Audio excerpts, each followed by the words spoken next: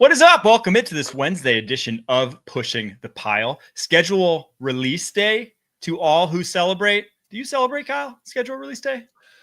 No. And when I was playing, I would be like, who's the – yeah, sorry. Hate to burst your bubble. I'm in a tunnel. I'm going to face one enemy at a time type guy. And if I'm looking ahead to who the hell we play on Halloween or what we got going on Thanksgiving, then I'm going to miss the boat on kicking somebody's ass week one.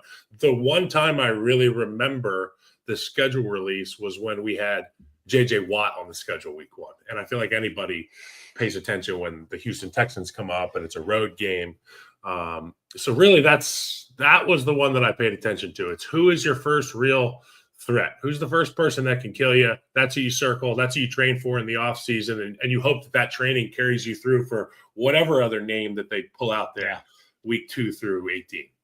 Yeah, you definitely didn't want Watt week 1. That was the last week you wanted him probably. You wanted him week 16 on the schedule because if you just go back through his career, odds were that you probably had about a 50-50 chance he wasn't going to make it to that point in time. But week 1, you were probably getting fresh JJ, full off season of training JJ. Well, no lucky for me, Mike, he was coming off of, I think it was a shoulder or an elbow. Okay. And we were both kind of like, he was like, you're lucky I'm not healthy. And I was like, you're lucky I'm not healthy. And I was like, I guess we both live to tell the tale. Okay. So it was good to see him week 1 and he didn't, completely gape me. Well, my family group chat is going off. We do celebrate. Apparently they're claiming, I haven't actually looked into this. They said Lions at home week 1. So the Lions are heading to Green Bay afternoon game week 1. But we those are just rumors at this point. We're going to talk about right now the hard, fast, announced games, of which we just exclusively announced on CBS that Thanksgiving, the afternoon game, drum roll, it's going to be Chiefs at Cowboys. The CBS Thanksgiving game. What are the Cowboys? The NFL is buying into the Cowboys this season. I think they forced them to make that George Pickens trade. They're like, hey, you guys better show the F up. We got you on the week. We got you on the opener. We got you getting the Chiefs at home for the Thanksgiving game. They're pulling out all the stops for the boys. They're telling Jerry and Brian Schottenheimer to show that up this year. First and foremost, let's keep that graphic up there because that is absolutely beautiful. Often in the media, we get all these overlays and graphics that pop up, and you see me and Mike, little Mike and I in the corner, and then a big graphic, and we overlook how talented these photo editors are and these media folks. That is a beautiful graphic. I mean, the only time I've seen the sun shine on a helmet like that is at the Rose Bowl. So they've managed to capture lightning in a bottle here.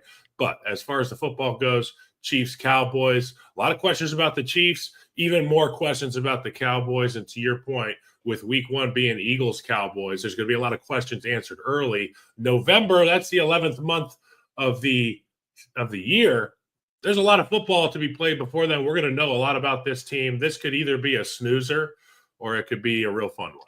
I was going to say just that. I was like, after that Thanksgiving meal around noon, you probably had either a handful of beers or a bottle of wine at this point. This could be a quick nap time, depending on how this game goes. But I think it's actually, I've hated on the Cowboys enough this offseason. I said I didn't like it until the George Pickens trade. I do think that has changed my feelings about this team. Now, I also think this offensive line is still probably a year away. I don't think this offensive line is getting back to, but they got better. DeMarco Murray, early Dak form. Remember early Dak, 2016 when he walked into the NFL. The Great Wall of Dallas. That was probably the best offensive line in the league. Travis Frederick, Tyron Smith, Zach Martin. There was not a lot to complain about up front there. DeMarco Murray. They want that again. I think they can be that again. I just think they are, like I said, probably a year away from coming close to that. I think this interior, though, is going to be special when it's all like these guys all develop. When you get Tyler Booker into year 3, when you get Tyler Smith onto his second contract, and you get Cooper Beebe into the end of his rookie's contract, I think that's going to be the best interior. They're going to overtake the Chiefs for the best interior in the NFL sooner or later here. Well, it's going to be the Bears here soon. So okay. Don't even trip, man. Drew Dahlman's got my back.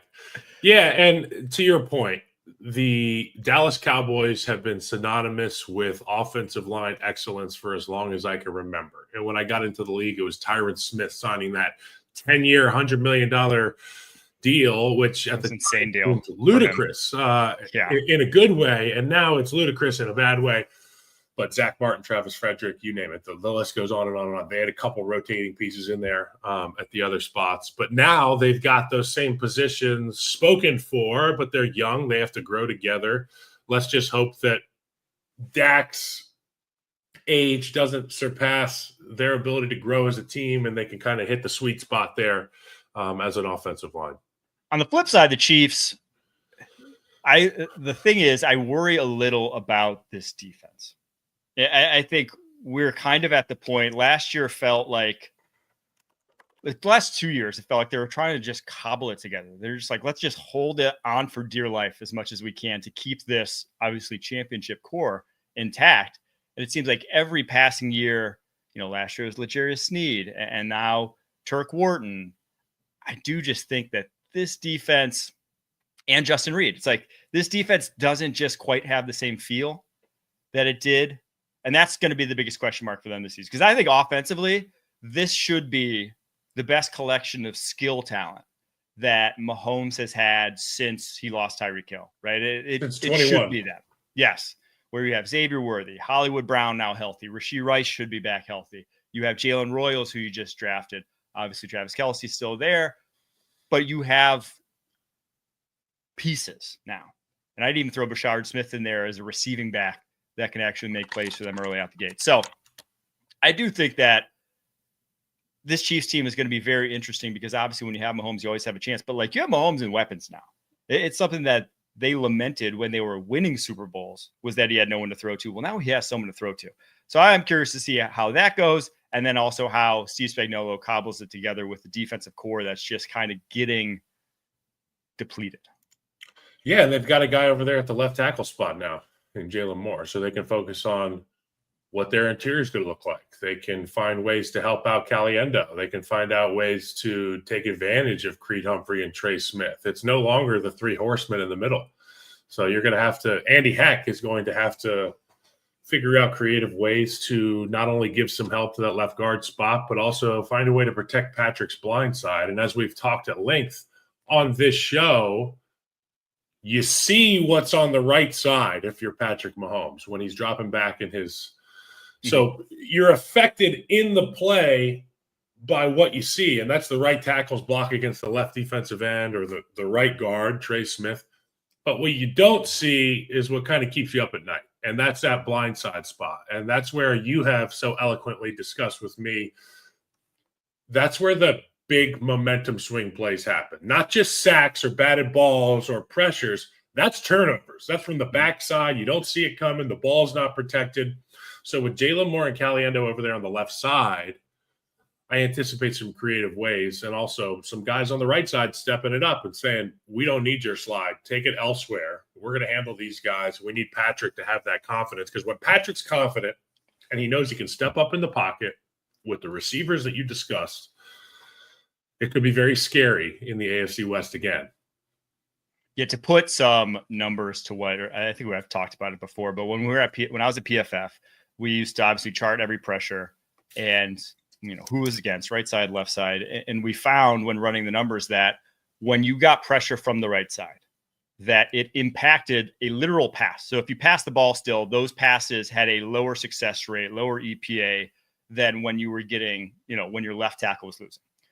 But left tackle losing led to more sacks, and it led to a lot more sack fumbles. And sack fumbles are so obviously game-changing, so important that pressure from the left side was a little bit more valuable. So it's kind of like this dichotomy of, if you have a quarterback who gets rid of the ball quickly and isn't going to take a lot of sacks and has good ball security, well, then your right tackle actually might be a little bit more valuable because the pressure that he sees in his face is going to impact him more over the course of the game.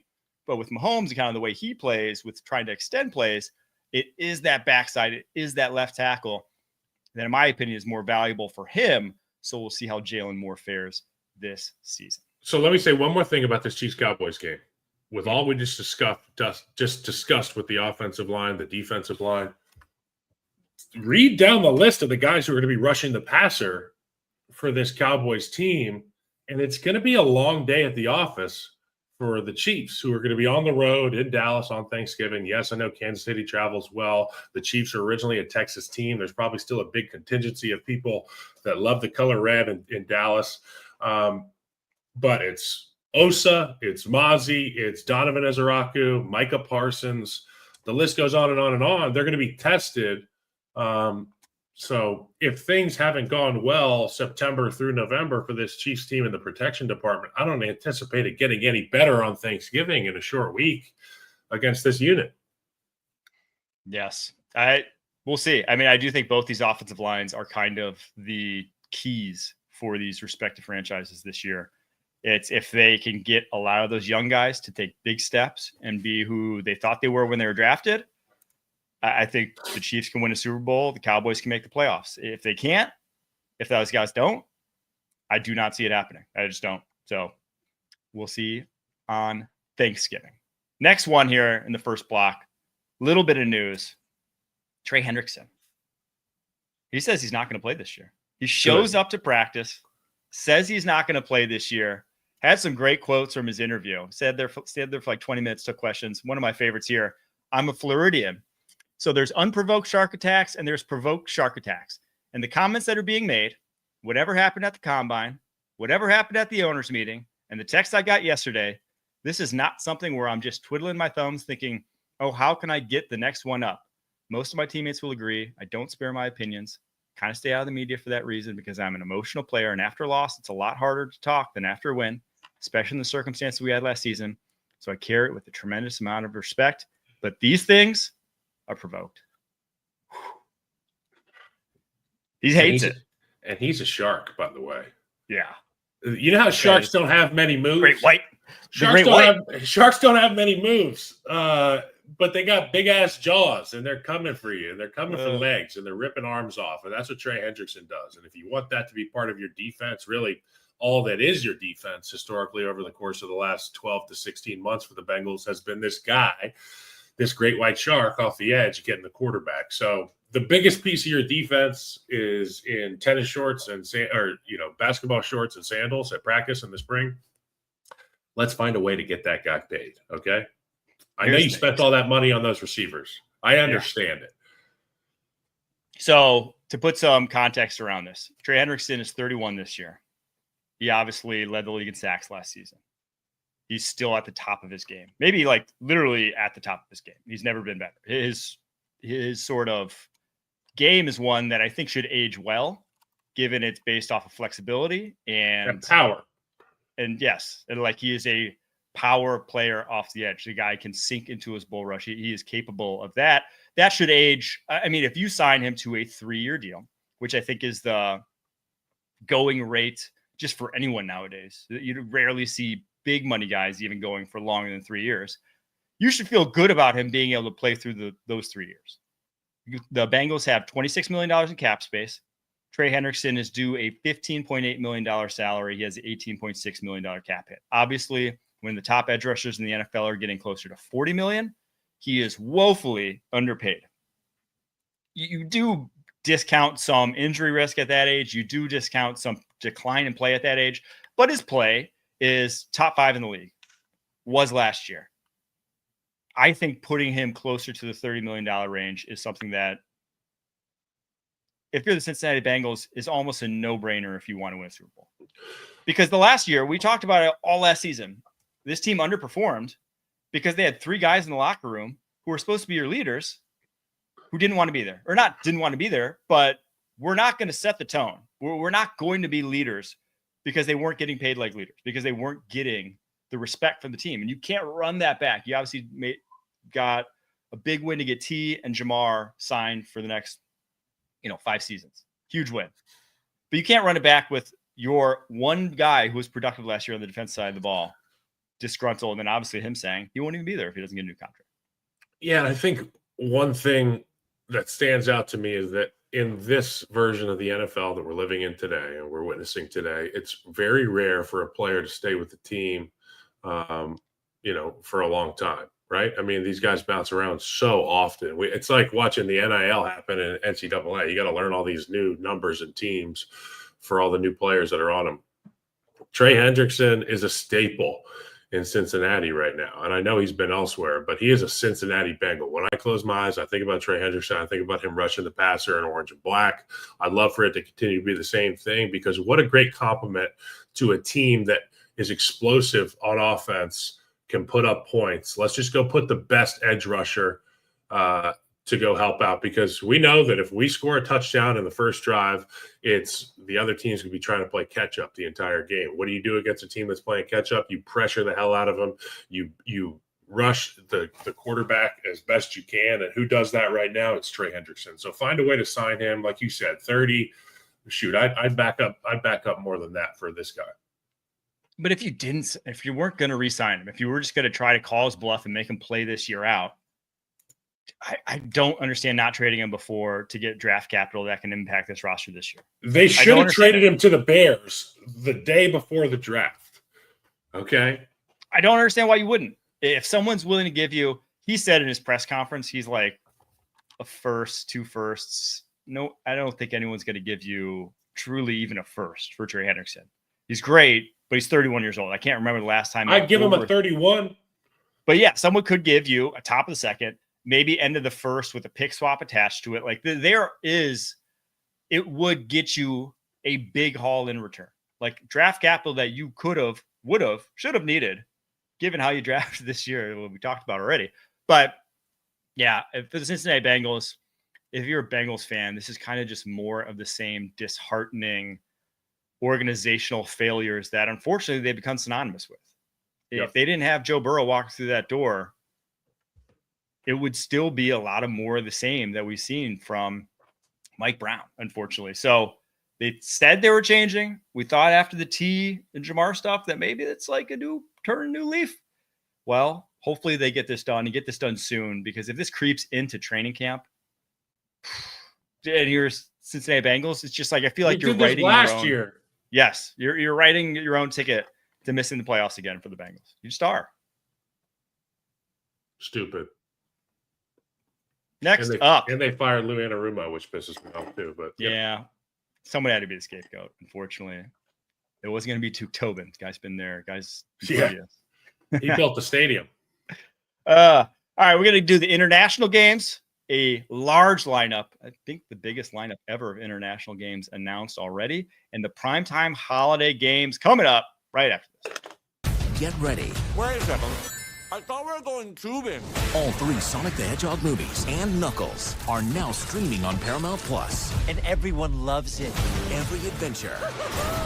Just try to keep up. Every face-off. This ends now. And every moment that will have you saying, Where have you been? My entire life! It's showtime! all 3 Sonic the Hedgehog movies and the entire Sonic universe are now streaming on Paramount Plus. All right. The international lineup has been released, kind of. We're still waiting for confirmation on this first one, but the Los Angeles Chargers have said they will be playing Friday, September 5th in Sao Paulo, Brazil. This is the game that was the Packers-Eagles last year, that Friday night game. Chargers will be one of them. There are rumors that it could be the Chiefs being the other. TBD on exactly who it is hasn't been officially released. That would be sick. That would be. Apparently, the report was they didn't protect this game from being the Chiefs because this is the Chargers' home game. So they didn't protect it, which would mean like you protect it if you want. Game. Yes, you protect it if you want your home game to be in your stadium, so you know you sell out tickets. Obvious problem with the Chargers is, though, sometimes when you don't protect those games, when you do get the Chiefs coming to your stadium, well, it's more Chiefs fans than Chargers fans. So maybe that's why they didn't protect this one. The next one, Dublin, we have the September 28th, a few weeks into the season. What is that? Week 4 then. Vikings, Steelers.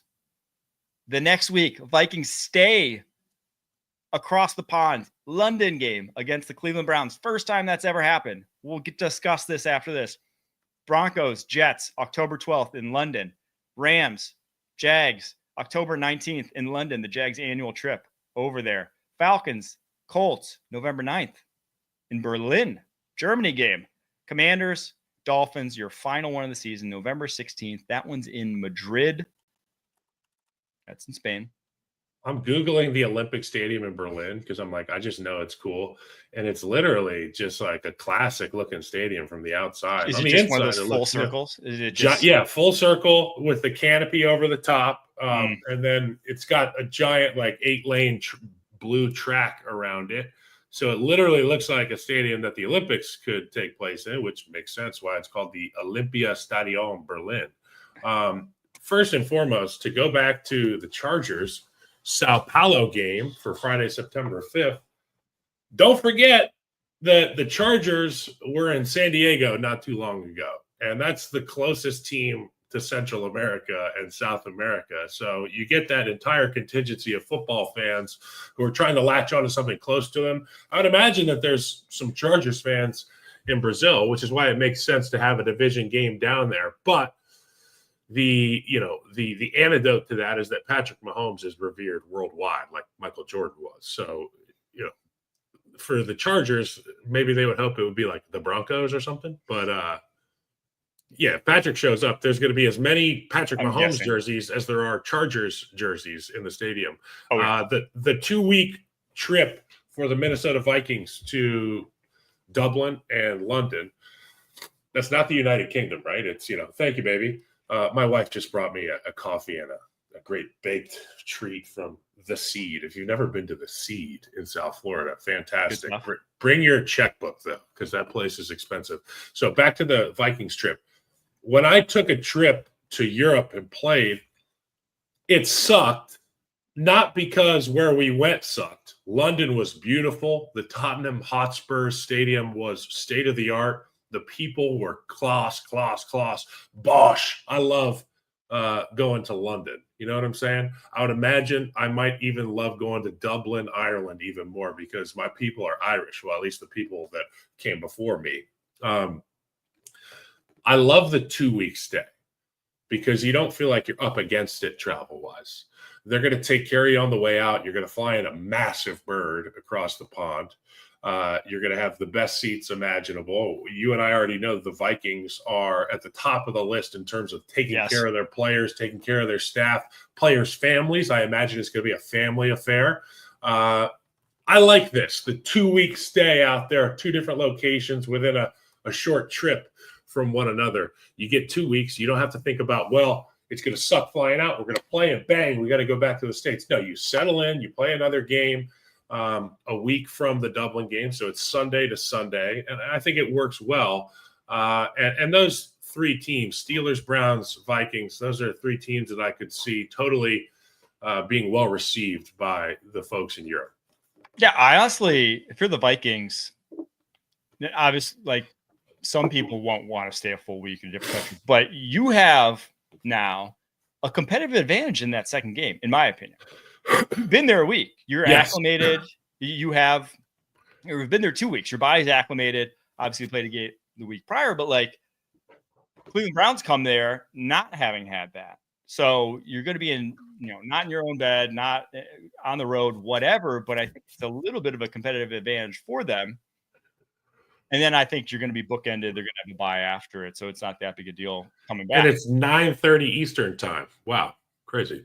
So that's what?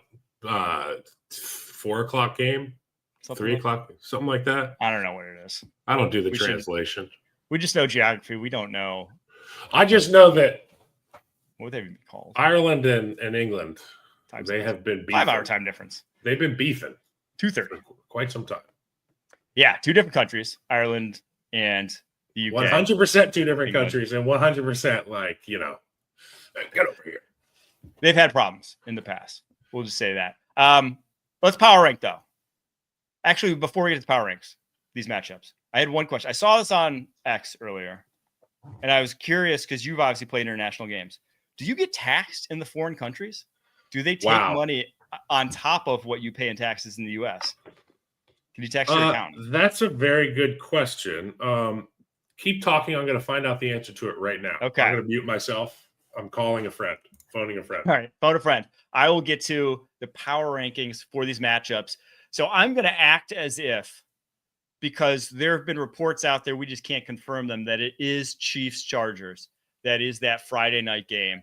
which obviously would be Hey, an when absolute we banger. play So we're in gonna power Europe, rank. do we get taxed in Europe or do we get taxed in our? Where how does that work? You're on the pod. You're on the pod, by the way. I just put you on speaker right after I told you you're on the pod. So tell Mike hello and then explain. What up, Mike? Yeah, so Yeah, yes, just like Kyle, and you can speak to how your paychecks were taxed in various states, right? Heavily. Whenever you play road games. Yes, you do get taxed overseas. And so the London game is probably the cheapest anyone plays all season. Okay, there you have it. Thank you, JJ. I'll holler at you later, man. Sounds great. Enjoy. The best. You get to call an insider, the lead insider for CBS. And of course he knows. A Carolina man, he understands finance. So it's a tax abatement for these people because it's lower, is what he's saying. Yeah, it's great. We should play all the games in Europe. So Minnesota, if you're in Minnesota, your state income tax, the top bracket is almost 10%. Whew. Don't want to get drafted by the Vikings because 1, you're going to Minnesota, and 2, you get a 10% tax bracket. But Minnesota's cool, man. Minnesota's fine. I can't say anything nice about it. I'm from Wisconsin. 10% tax bracket going down to, I guess, whatever the UK is, but he's saying it's less. So maybe Minnesota's going to be like, let's get, 8 games out there a year. So we're paying for Prince Harry's security detail stateside. It's like a whole backdoor taxation. Didn't we fight a war over taxation? I don't think we should pay taxes when we play there, to be honest. Who says, what are they going to do? Fight us? Taxation, yeah. I don't think so. We did this already. Yeah. It didn't work out well for them. All right, my power rankings. And again, I'm assuming Chargers Chiefs is the week 1 Friday Sao Paulo. I think that's the best matchup of these. I mean, that is truly a blockbuster. The NFL is hitting all the right notes week 1 so far, if that is the Friday night game. Then Rams Jags is probably the next one I'm looking forward to. I do think the Gladstone revenge game, there's some storylines there. And just the Jags, I'm just curious to see what it looks like. Brian Thomas Jr., Travis Hunter, Trevor Lawrence. Very excited with Liam Cohen being able to dial it up. Then Vikings Steelers, Commanders Dolphins, Falcons Colts, Broncos Jets, and then Vikings Browns. But truly, like, for an international slate, any of these teams could make the playoffs. And I don't think a lot of people would bat an eye. Now, the Jets, I think, are a long shot. Dolphins, maybe you could call a long shot to make the playoffs. But this isn't like, your annual Titans-Jags sort of game. There are some real – it's a real slate. These are some bangers, as the kids would say. We're going to have to wake up early on a Sunday. I can't be too hungover for these. I'm going to go power ranking here, and I'm going to say – first off the bat, if it is the Chiefs, it'll be Chargers-Chiefs. I feel like it'll just be an electric Sao Paulo experience. It'll be big-time obrigado down there in Brazil. And I'm not going in order. I think number 2 for me will be Broncos-Jets in London because that is going to be a trench warfare, World War I style European offensive by both of these groups. The London game got Robert Saleh ousted last year. That was, and then when these two teams played the week prior, that was when Bo Nix couldn't hold on to the football. That was Bo Nix' slippery hands game. Bo Nix never played in rain game. That was a wild one. So because it never rains in Autzen Stadium. Yeah, apparently. So for the third one, I'm going to be going with Steelers Vikings because there's so much unknown at the quarterback position with both those two teams. And both teams have their strengths. Both teams have great coaches. But JJ McCarthy, there's a giant question mark there. What does Natasha Bedingfield say? The rest is still unwritten. Okay. For JJ McCarthy. Great song, by the way. I just added it to the wedding playlist. There you go. Yeah. So I think when that and Aaron Rodgers Vikings too. That's it. That's it. There's a lot of storylines there with good rosters. And then I think London, LA, Jacksonville, Sunday, October 19th. The Rams still got it. Matt Stafford still got the juice. Sean McVay is still a boy genius. And Liam Cohen, the new guy in town in Jacksonville, Travis Hunter. It's going to be an absolute fireworks show in London. if you don't love football and you watch the Rams and the Jags show up next year, I promise you're going to love offense at the very least. And you're going to like the defensive front, these little guys that get after it for the Rams. And then any game involving a young quarterback. So I think about the Falcons game against the Colts, and I think about the Commanders game against the Dolphins. I love Michael Penix. He throws a great football. The last time that I remember watching him, he was in primetime against Jaden Daniels, and he went toe-to-toe with this dude until the end of the football game in Washington. It was must-see television. If you haven't watched that game, go watch the highlights, man. A lot of great quarterbacking in that game. But, yeah, that's pretty much my power rankings. I'm excited to see what that Friday, September 5th game holds, because that one's going to be a lot of fun. And I think Brazil, they just do it different, man. They do it different. And I would say lock your players up for that weekend, not because it's dangerous, just because, like, I hear Brazil has got some distractions down. That's all I'm going to say. All right, there's your international slate. We're going to take a quick break after that. Going to get to the prime time and holiday games that have been announced. Right after this. This is what you were made for.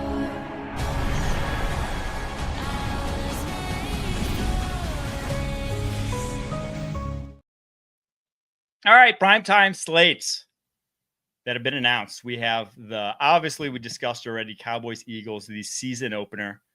We have the Eagles, who I think are only playing primetime games this year, apparently.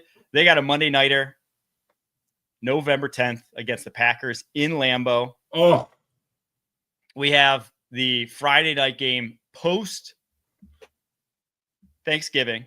we get Bears, Eagles. we get Herb Street The Black and Friday. Al Michaels.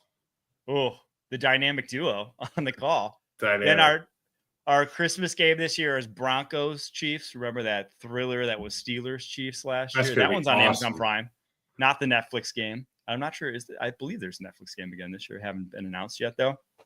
And then a couple others that have been announced.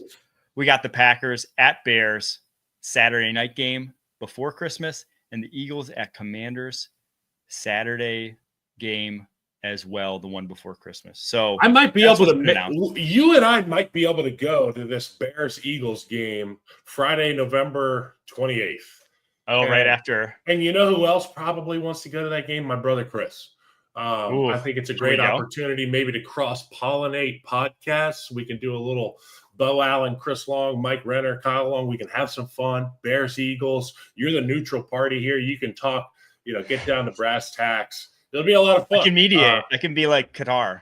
Because for- Chris, he just like little bros me, and he big brain little bros me. So you could be there to kind of defend me in a cerebral sense, which would be really good. Perfect. Let's do it. I would love to go. I've never been to a game at the Link. So And Caleb Williams, Ben Johnson get an opportunity to go and prove themselves on the road this part of the season. This is where meaningful football happens. Two teams that could potentially see each other in the playoffs. I mean, what more can you ask for from a football standpoint? I think that the Black Friday, November 28th game, the Christmas game, Broncos Chiefs is awesome. And I have this theory. I think that every time that a team plays on Christmas, one of those two teams should either be predominantly red or predominantly green. Okay? It's just like they got to wear the red. I'm going for the aesthetics. And then Get the holiday spirit. just makes sense to me. All right, let's hand out some superlatives for these games, and then let's get out of here. Most excited to watch of these primetime matchups. Which one tickles your fancy? For me, it's got to be the Friday game. Bears going to Philly. There is no more hostile environment than the Philadelphia stadium, whatever the hell they call it, the Link, the whatever. Mm-hmm. I hated playing there. Okay.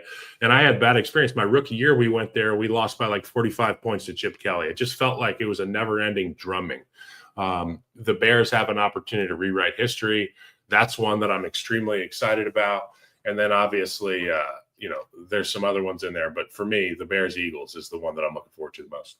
I'm looking forward to Broncos Chiefs because it's end of the season. Christmas Day, only a few weeks left. So it'll be major, in my opinion, implications as to who's coming out of the West. And I think those are your top two teams right now. The Chargers are spunky, right? I think if you just go position group by position group, that they are less talented than the Broncos and the Chiefs. The Broncos truly might be the most talented team in that division. Like, this is a good roster at this point in time. One of the best, at least on the defensive side, probably the best in the NFL at the moment. So I think that game has massive implications. So that one, to me right now, is the most excited. What matchup is the most likely to be a dud? Cowboys Eagles week 1. It's Cowboys Eagles week 1. It just is. That's got to be it. I mean, we're going to learn a lot about the Cowboys positionally, like, position groups. But I think what we're going to glean most from that game is that the Cowboys are not ready to compete with the Eagles. The Eagles lost a lot, right? They lost a lot defensively. They lost a lot from a defense that was the best defense in the NFL down the stretch. Like, it was so dominant that, like, you can lose some and still be scary, especially when two of your biggest impact guys were rookies. Quinyon Mitchell, Cooper DeJean. Those guys will only get better. Guys like Jalen Carter, Nolan Smith, they'll only get better. They're only improving at this point in their careers. So there are reasons to think that they can absorb and still play at a similar level to where they did last year, those losses that they had. Coaching matters too, Mike. Yes. And that's what I was going to say. I worry about the fact that the Dallas Cowboys defense is still not built to stop the run. Those second-level defenders are small. This defensive line is not very powerful. It is not one that matches up well against the Eagles' offensive line. And when you don't match up well against the Eagles' offensive line, you just get leaned on. Remember last week, the viral thing on X was 100 men versus a gorilla? Mm-hmm. It could look like that for the Cowboys. Okay. When Landon Dickerson, the white gorilla, rolls out there and just leans on you at 360 pounds, you better be hitting your squats all summer, buddy. Okay. Most meaningful matchup that carries the most weight. For me, it's Eagles-Bills. Because if the Bills handle business against the reigning Super Bowl champs, there is a real aura that you can soul suck a little bit. You can take that Eagles, the juju off of them and put it on yourself. And for the Bills, year in, year out, with their quarterback and with their style of play, their offensive line, they've got a chance to make a run at the Super Bowl. But it's always one or two things that end up happening in the playoffs where they shoot themselves in the foot.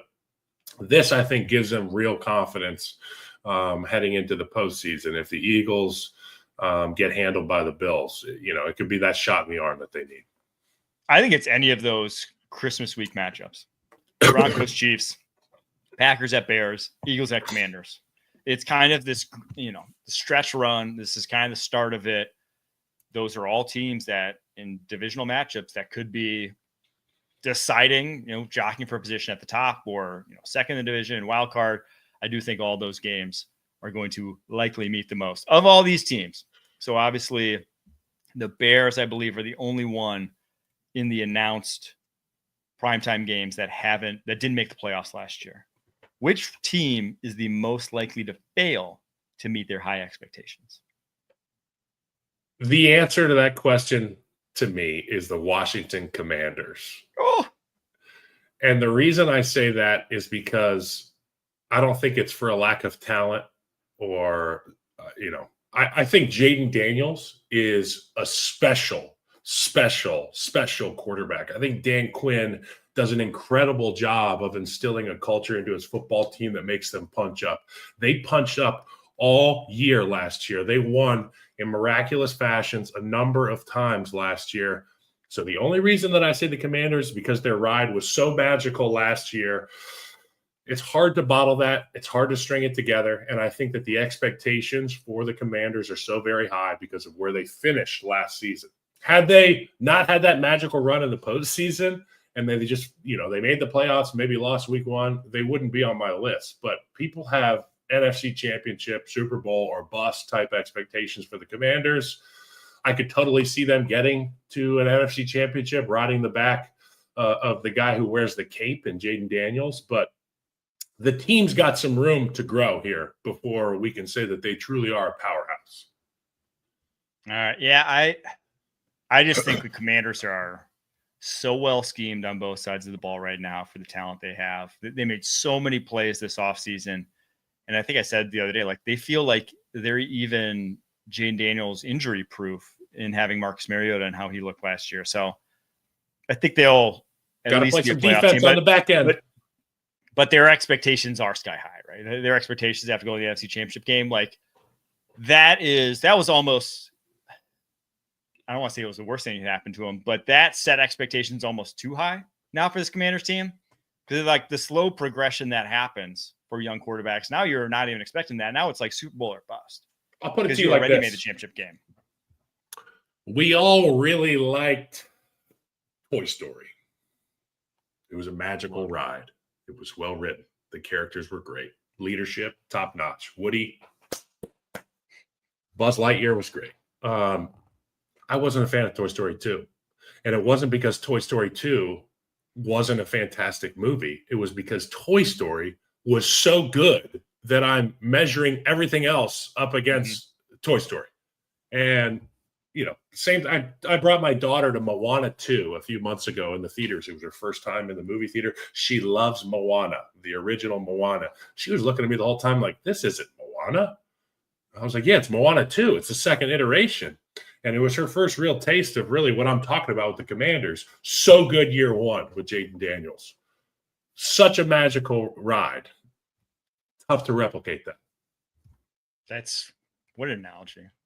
And it is true. It's like you got, if you would have just been a first round exit last year, Commanders fans would have been happy. They would have been happy, right? and they would have said, we're going to be that again or better. We're to be championship game and you go to the championship game this year, you're happy as hell. But if you go to the championship game this year where you're a second round exit or whatever, all of a sudden it's like you don't feel as good. Your expectations are a little higher than I think the talent of that roster. So I like that take. My answer to this question is going to the Kansas City Chiefs, not because the Kansas City Chiefs are going to stop being the Kansas City Chiefs.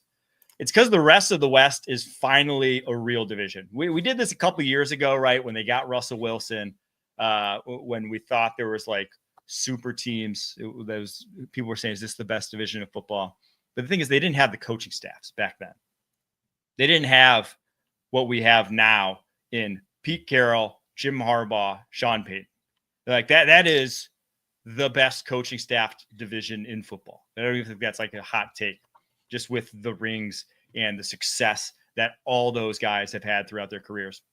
So it's a real division where every single game now, and now the Raiders aren't, obviously, they're still a tier behind, but like every single game is a real game. You're not just going to cakewalk to 6 wins. So I think a 10, 11 win season is in the cards. A wild card could even be in the cards here for the Kansas City Chiefs. I'm not saying it's going to happen, but I'm just saying they are the most likely, because where they get a lot better from last year, maybe their receiving core. Where they fall off, you see a lot of safety on defense, defensive tackle on defense. They had a couple losses. And then where are everyone else in that division going? Well, the Broncos arrow is pointing up. The Raiders just got Geno Smith. I do just think that this division, all of a sudden, it became difficult. And when you're a difficult division, it's just hard to maintain year-on-year success. And you talked about the Raiders. They got better. They're not great yet. But I'll say this. With Chip Kelly in the building, with Pete Carroll in the building, the culture will be polar opposite from what we've seen over the course of the last, half decade for the Raiders. The silver and black are yearning for a winner. I think Pete Carroll is the juice, the shot in the arm that this group needs. Even if they are under-talented, they've still got talent. They've got the quarterback. They've got the running back, the offensive line. The offensive line was sitting there like, can some playmakers show up for us? Because we're out here blocking the hell out of people. Defensive line solid. I think that they are built to be able to bleed out siege warfare, some of these opponents in the division in the AFC West. And to your point, the Chiefs, they got a little bit better, but you look around and the tides have swelled for the Los Angeles Chargers and for the Denver Broncos. No question about that. So that AFC West is going to be an absolute bar fight. Can't wait to watch it. All right, there's your primetime game, international game review. We will be doing a full schedule review later today, because obviously it comes out tonight. We'll be doing it at 9:30 p.m. If you want to come check it out live, feel free to do so. I believe it's going to be me and John Breach, the schedule release king. I'll be on at 12 and 3 on HQ if you want to hear more lies. Today? 12 o'clock. So I'll be on in an hour and 45, and I'll be on at 3 o'clock. Little quick hits, but check it out. Let's get Go check it out here. And we'll be on, I think, together on HQ tomorrow. We'll announce that. Can't wait. Whenever it happens. Can't wait. Thanks so much for you guys tuning in. Until next time, keep pushing.